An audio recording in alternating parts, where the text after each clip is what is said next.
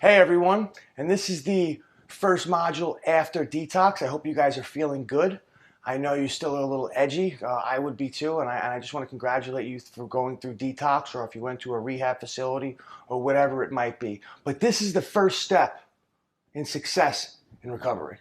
Absolutely. If you don't have your health, you've got nothing. Yes. Health equals wealth Yeah. in our Amen. business. We're going to break this down fundamentally, very, very simple, so you can get it. We're going to give you easy steps and to understand how you can really take care of your body in the most optimal way. And the first thing that I want to tell you is the two most important things that your body needs is water and oxygen. And these are very, very important things because our bodies are made of over 60% water. Our brains and our hearts are about 73% water, and our lungs is roughly about 83% water. You learn something new every day. Yeah, right? So I think it's really, really important that you understand this topic and that you do the right thing. So the first question I want to ask is, how much water do you drink? The answer might be zero. Yeah. The answer might not be much. I have a lot of clients that drink soda, and soda is probably the worst thing that you can ever put in your body. It's empty calories, it's sugar, it's poison. And maybe you don't like water or whatever the case may be, but try to drink more. Try to slowly get into the habit of drinking more water. Typically, what you need to do is drink a half an ounce of water per pound of body weight that you ideally want to be. So, for instance, if you're 200 pounds, you want to drink about 100 fluid ounces of water. Another big thing is, what kind of water do you drink? What kind of water do you drink? I like Poland Spring, but I know that you're pretty passionate about your alkaline water, and I think I need to get that machine for myself as well. Yeah, so I'm a water snob, but I've learned about this. I mean, I learned about the body, physiology. I wanted to be a doctor at one point, but now I'm doing this and I'm much more happy. The body needs alkaline, and I drink ionized alkalized water. I actually have a machine that splits the water molecule and gives me what I need. But there are other really healthy ways that you can drink water that are much cheaper. One thing is to get a filtration system in your house. Typically a 3-stage filter is plenty. It'll make the water taste better. It'll take all the sediments out of it, and you'll get a clear, pure water. A lot of people drink bottled water, and they think, oh, I'm drinking bottled water, it's super healthy. Not always the case. There are waters out there that are really not healthy. They add a bunch of different things in it to make them taste good. And there's not much regulation in bottled water. So figure out what you want. Poland Spring is not bad. It's pretty much purified water and a little bit of spring water. I like pure water. I like, what's it called? Essentia. Essentia is a very good water. It's an alkaline-based water. But figure out what you like and try to drink as much as you can because you need to drink half of your body weight in fluid ounces. And this sounds simple, right? This doesn't sound like it's groundbreaking news, but the idea here is there's a lot of little things that we need to do in order to have solid health. And the truth of the matter is, I know when I was out there and doing my thing, I was not worried about how much water I was drinking. As simplistic as it sounds, it really does make a difference. And we're going to talk later on about morning routines and drinking enough water and things like that. It's very important to kickstart your day. Yeah, it's the building blocks of health is to have a lot of water. And the second thing is to get good oxygen. Mm-hmm. That sounds pretty easy because you say, hey, Kev, listen, I breathe every day. You know, but a lot of people don't get fresh air. And a lot of people aren't breathing right. And they're not actively doing these things. We're going to teach you later on breath work, which is absolutely fantastic. And it literally changes your physiology. Yeah. Breath work can change not just how you feel mentally and emotionally, but it can literally change your physiology. It's pretty unbelievable. Every single cell in your body needs oxygen for every single thing that it does. It creates energy. It goes into your blood. It goes into your muscles, everything. So make sure you're getting good oxygen. And I'll tell you a quick story. I thought I was doing this right. I found out that I had sleep apnea. And I only knew because my friends used to kick me when I slept at their houses because I snored like a chainsaw. And you look like a snorer. I am definitely a snorer because I have sleep apnea. When they put the tubes in my throat, I started snoring. So if somebody tells you that you snore, I would highly suggest going to a sleep professional and getting tested and getting a CPAP machine. Let me tell you, when I got my CPAP machine, it changed my entire life. The first time that I slept, I had the best sleep of my life. It helps your cognition, it helps your energy, it helps your focus. I mean, it's just a night and day situation. Imagine 8 hours of your day not breathing. It's very, very unhealthy for your brain and your whole entire body. The second thing that we want to talk about is food. Now, some people think that they know how to eat, and there's a million different diets. And actually, we're going to leave a link so you can check this out. What's it called? For this Impact- show, Impact Theory Impact is Theory. a tremendous show. Oh, fantastic. That has health, all types of health and diet videos for that. Yeah, but we're gonna break it down very simple for you. And the most important thing that you should be eating is protein. Even if you're a bodybuilder, if you're a regular, every single cell in your body needs protein. Every cell, every DNA is made from amino acids, which is the building blocks of protein. You need to have as much protein in your body as you can. And they say typically you want 35% of your body weight in grams of protein. So if you're 200 pounds, you need 70 grams of protein per day. Try to get that in. It's good for your cognition. It's good for your muscle growth. It's good for just all around everything that you need. And something you need to be mindful of is your carb intake. How many carbs are you taking in? Now, carbs are the feel-good feeling of foods. This is kind of like It's the drug of food. Yeah, absolutely. This is the drug of food. This is our pasta, our bread. These are the things that make us feel full and feel really satisfied after we're done eating them. And like we said, they're comfort foods, but they're not exactly the healthiest for you. Carbs make you sluggish. They make you tired. And a lot of people these days are allergic to gluten and whatever else that stuff is in there, white flour and all those different things.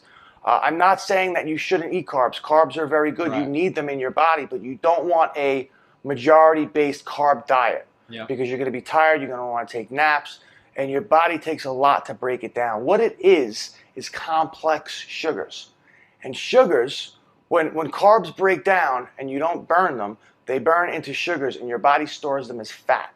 And if you don't want to get fat, don't eat an excessive amount of carbs.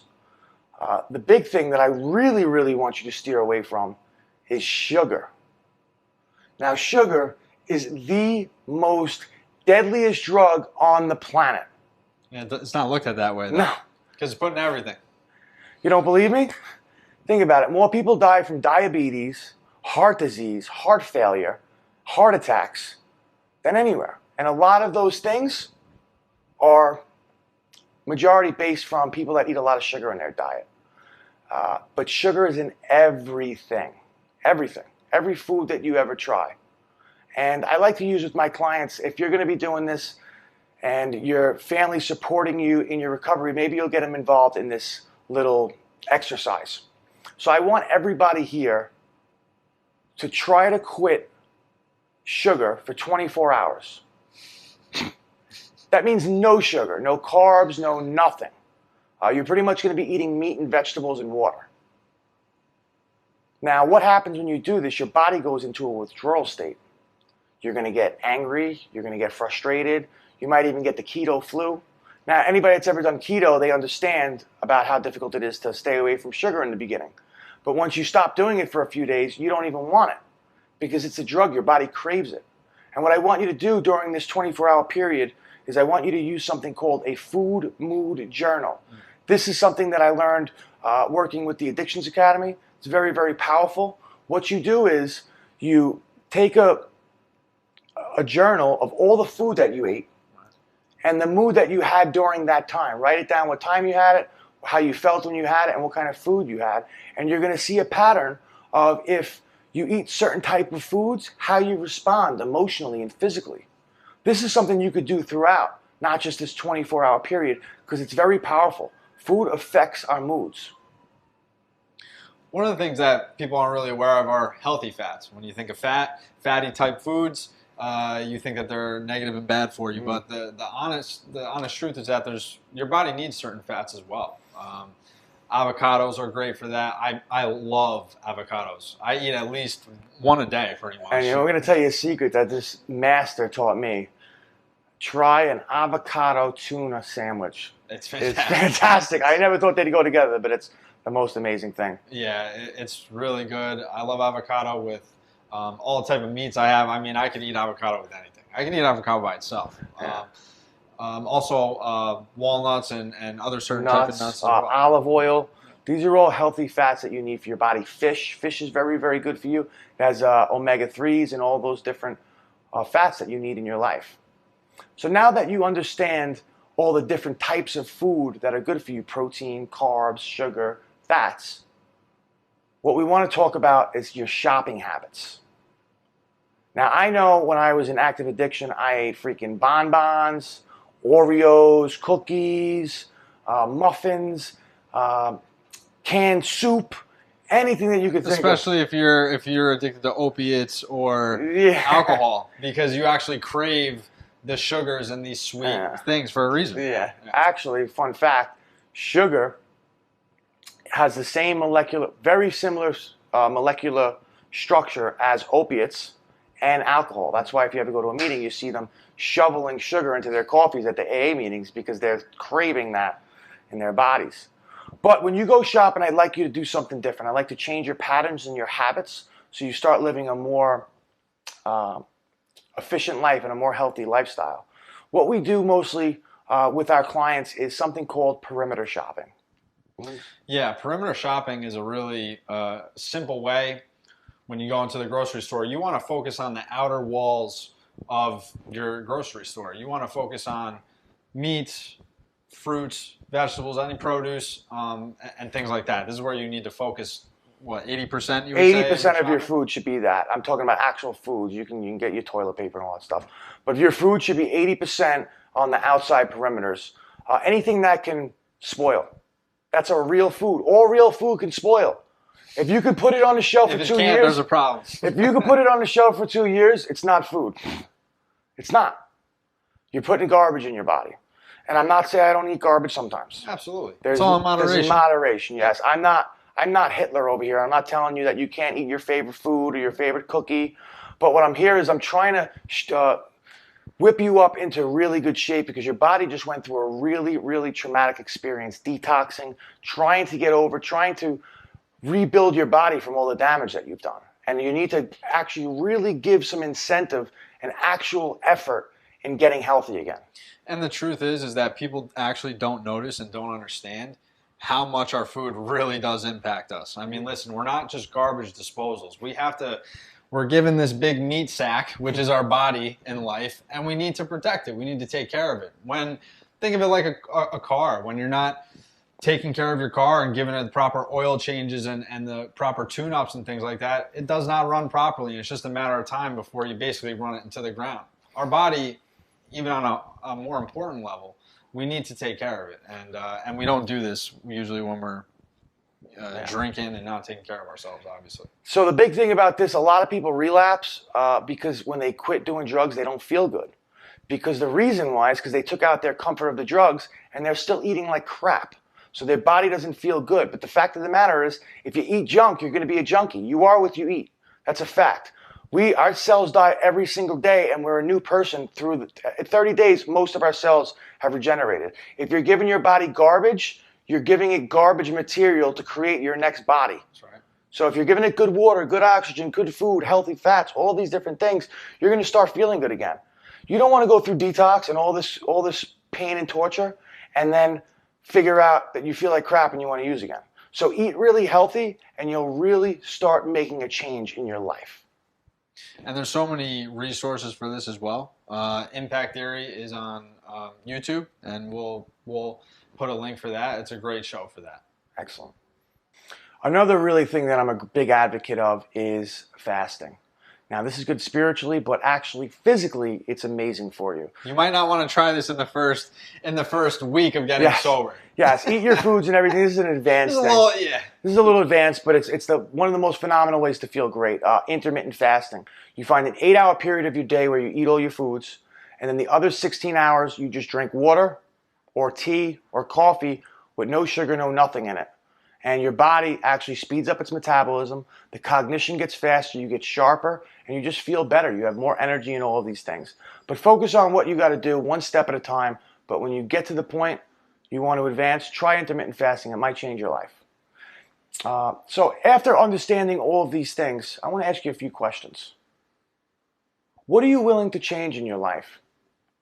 to have optimal health and feel great? What is it? What are you willing to give up? Because I know we all have something that we're holding on to that's really, really unhealthy. Ice cream, chocolate. I mean, these were things that I needed to put away, which was not easy. Not that chocolate can be necessarily bad for you. In moderation, it is, but I really love chocolate. Yeah, anything that you glutton over is really no good, no matter how good or bad it is for you. We all have our forbidden pleasures, but in moderation. But you have to sacrifice something because everybody has unhealthy habits. And also, when it comes to changing our diet and trying to switch, because listen, a diet is a huge part of our lives, whether it's healthy or not. It doesn't matter what type of diet you have, but who is going to help you hold you accountable? That's a big thing. You got to share this with people that will hold you accountable and also hold your feet to the fire if you don't follow through. Yeah. And how are you going to change your shopping? How are you going to change your shopping habits? Are you going to start potentially maybe eating a little more organic or non-GMOs? Are you going to eat more foods that are spoilable, that are actual real foods? Real foods are the best for you. If you can make that one change, it'll really change your life. Something that actually helped me make a switch was when I started to eat healthier, I actually changed the grocery store that I went to because the one that I used to go to, I knew it very well, and I knew where all the foods were. I knew where the cookies were. Yeah, I knew exactly where they were. And just changing a small habit like that can actually be very beneficial. It's a pattern interrupt, and it's switching your routine, and you go to a new store, and when you have a mindset, right, you make your grocery list of changes that you're going to make to your diet, you're now focused on finding those new things in a new place. So that can be very beneficial for you. And also, another part to this is obviously exercise. My favorite. Exercise is huge. Yeah. It is obviously massive. Now, as we know, people that are taking care of themselves, you cannot outwork a poor diet. So the diet is the first part. We try to get that right because no matter how much you exercise, if you're not eating right, it's not going to matter too much. However, the exercise is huge. And not only does it change you physically, but I think exercise for me, it does more for me mentally than anything else. It is motion creates emotion. Yeah, it's true. If you're feeling down, you're feeling upset about yourself, go run 2 miles and tell me how you feel after that. Go and do some weights and let me know how you're feeling. I promise you'll never feel worse after 20 minutes. It can be 10 minutes, but a certain amount of time of exercise, you will never feel worse afterwards than you did beforehand. And I will guarantee, put a guaranteed stamp on that. That is a guarantee. The way that it works is it's a trickle effect. Wow, figures I'm a public speaker. Trickle effect. When you get your physical right, it trickles down into your emotions, and then you start feeling good. And then when you're feeling good physically and emotionally, now you start feeling good mentally. Yeah, because where do they release? When we start working out and we're feeling good. Happy chemicals. Yeah, we have happy drugs and happy chemicals in our brain. That's why you do drugs, to get in touch with them. That's right. You know, you do drugs to get dopamine and serotonin and endorphins flooding into your brain at like a mass amount until they're fried out. But there's actually natural ways to do that through running and through breathing and through all of these different things. And it's a good point because we get high to feel these chemicals. There's a reason why we have these in our body. So people always ask me, Kev, what is the best exercise? And that's a simple question. It's the one that you're going to do. It's the exercise that you're willing to do. That is the best exercise. You need to find something that you enjoy. And then ask yourself a question. How much dedication are you willing to give to exercise per week? Is it 10 minutes? How many minutes a day? Yeah. Is it 10 minutes a day? 15, 20? Okay, say if you say 20 minutes a day, cut that in half. Cut it in half. So it's very doable. We don't want to stretch ourselves in the beginning. We want to build momentum, the habit. This is the point. In the beginning, you want to start off slow. Maybe you could bench 2 plates or whatever. Don't start at that. Start at half. If you could do an hour, do half an hour. And just make sure that you do it every day. And that can consist of going to the gym, or it can consist of playing a basketball game for a half an hour, or walking around the block for a half an hour, or doing yoga, or doing anything. And as long as it's physical activity, make sure every day you get something in. And what we're trying to do is build up a momentum that make it a habit. Now, after 21 days, you create a habit. I'm not saying for the rest of your life you have to do this, but we want to create a consistent habit that you're able to follow through with. Make it fun. Have a friend come. Yeah, if you enjoy watching TV and you maybe want to get on the treadmill, make sure that you have a TV available where there's a treadmill. Do something that one positive habit can lead into the next. Maybe listening to your favorite podcast while you're riding a bike. Anything like that. Yeah, some people like to look real good when they go to the gym. Buy some really nice clothes. Find an awesome partner. Find a really cool game that you can play. A challenge. Challenge the person that you're with. Make it fun. Make it interesting. Switch it up. That's how it's going to be sustainable. Now, something that a lot of people don't think about is celebrating your wins along the way. To keep yourself motivated, you want to come up with these little goals, whether it be over the next month, I want to lose 2 pounds. Keep it really simple. Now, when you reach these goals, you want to celebrate. You want to feel good about what it is that you're doing, but you want to make sure that you're writing these things down and coming up with goals to achieve, because if you don't, you can get discouraged, so you want to keep them small. Yeah, a big thing is making them small, making them bite-sized, making them attainable, and stacking those victories. It's really, really important, because if I ask you to climb Mount Everest, you'd be like, you're out of your mind. Yeah. But if I ask you to climb up 10 flights of stairs every single day for 365 days, well, that's attainable. And believe it or not, that would be higher than Mount Everest. But I just asked you to do the same exact thing in the same exact height, at least, just in 2 different ways that was attainable in smaller doses.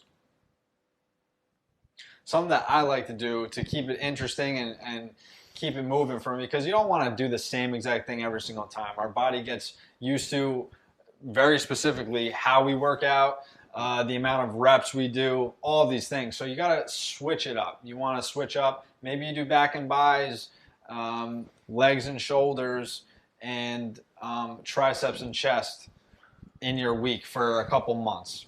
Now, after a few weeks or a couple months, you want to switch it up. You want to switch up your exercises. You want to keep yourself guessing a little bit. You don't want your body to become too used to a certain thing. Yeah, and a big thing is knowing what kind of sets you want to do. If you're doing low reps, higher weight, you're looking to build strength. If you do less weight, higher reps, you're looking to build tone and cut. And you can switch this up. Don't do the same thing consistently, but understand what your goals are. A big thing that I really like to push, and I'm a big advocate of, is calisthenics. Calisthenics are huge. That's when you use your own body weight to do exercises. And this is the reason why these are so powerful, is because ultimately the reason why we exercise and the reason why we get strong and fit is to be able to optimize our bodies in the best possible way. Throw your body, flip your body, run your body, jump your body, whatever you want to do with your body at the most effective way. And calisthenics are that way. Push-ups, pull-ups, sit-ups, dips, burpees, all the exercise you could possibly think of that you don't have a weight in your hand, and then you're not using any other machinery. Dips, burpees, and pull-ups will change your life. If you could do pull-ups, dips, burpees, and push-ups, you have a whole body workout. Yeah. And squats. Do some no weight squats. If you could do that, you don't even need a gym. You can do them right in your living room.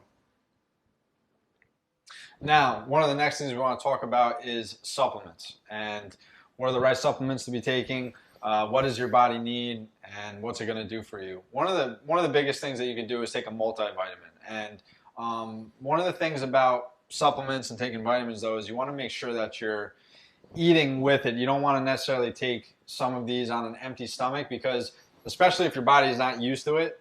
I certainly was not taking vitamins before I got sober, and so your body, it might be a little bit of a shock to it, and you can get sick if you don't have some food in your system. So make sure that you have that. Yeah, it's excellent. I love that you brought up multivitamins, because it's a huge component to our diet, because the food that we're eating today, it doesn't have the nutritional value that it used to have 80 years ago. In 1940, you ate a bowl of spinach, and it was a bowl of spinach. Right. It was full of minerals and nutrients and all these things. Today, you need to eat 20, 30 bowls of spinach for the same amount of nutrients. So multivitamins is a huge component to fill in the holes that your diet is not getting. Big vitamins that you need to get in your body after recovery is vitamin B, vitamin C, and vitamin D. Vitamin B is going to help you with your energy. Vitamin C is going to help you with your immune system, and vitamin D is going to help you with your mood and happiness. A lot of people have vitamin D deficiency. You can get that from sunlight, but most of the time you have to take it from a vitamin. A big thing that people don't really know is about your brain health. It's about the amino acids that really function in your brain.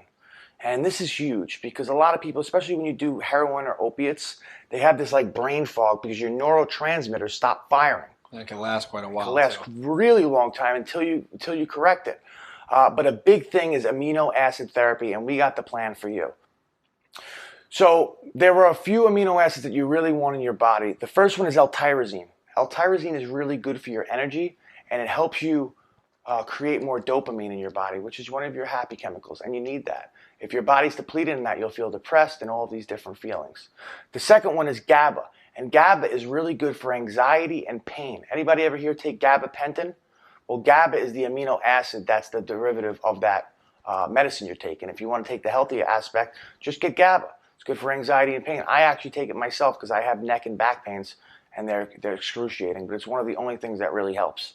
The third thing, which I really, really love, is 5-HTP. This is good for serotonin production, depression, sleep, and pain. It's a really, really powerful amino acid. I think it's, if you're going to get some kind of supplement, these are the ones that you're going to get. And the last one is L-theanine, and this is good for sleep, relaxation, and cognition.